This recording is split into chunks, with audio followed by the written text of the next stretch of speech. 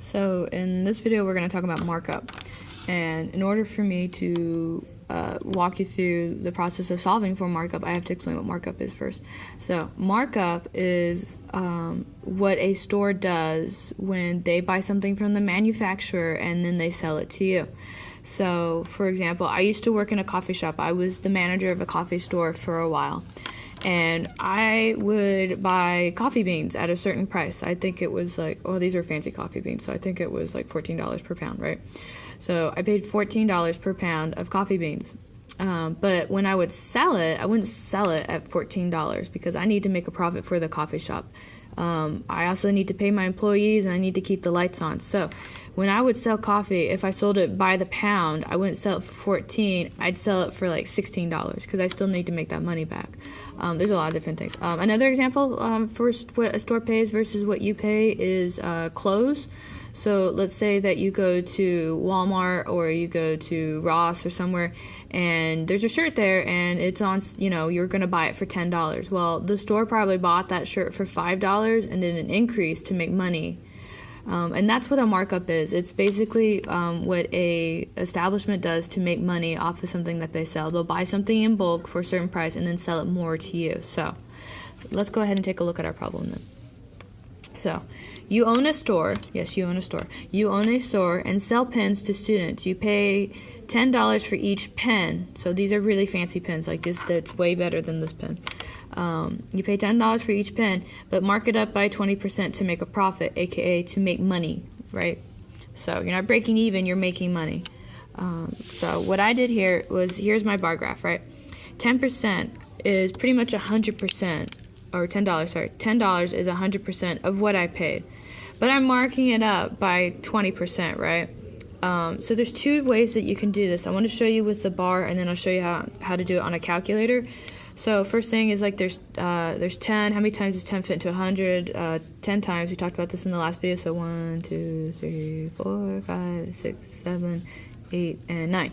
So what I need to do is I need to figure out how much this is. I can already go ahead and tell you that 10 divided by 10 is 1, right? It's $1. So every one of these is $1. So now I need to increase it by 20%, and each one of these is 10%. So I'm going to add on 1, and then I'm going to add on 2. This is still $1, and this is still $1, right? So instead of selling these pens for $10, I'm now selling them for $12 to make a profit.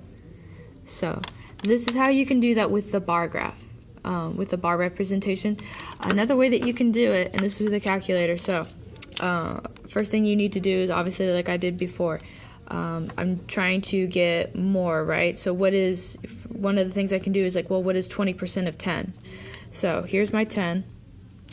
Here's my 10, and I'm going to times it by not the percent. Sometimes you guys keep timing it by this whole number. Remember that in order to multiply numbers with percentages, you have to turn them into decimals. So again, 20%. I drop the percent sign, and then the next thing I do is I move the decimal over, and my 20% turns into 0.20. So you need to remember to do this, because if you sit here and you take 10 and you times it by 20, you're going to get $200.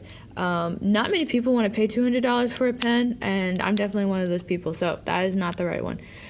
You're going to times it by 0.2. So again, you're going to take 10 and you're going to times it by 0.2, and you're going to hit enter. So that's 2 right there, right? So that means that I'm going to take the 10, right, and I'm going to add the $2, and I'm still going to get 12. I should probably put my amounts on here. And then I'm going to get $12. Now take a look. Same difference right here, right there.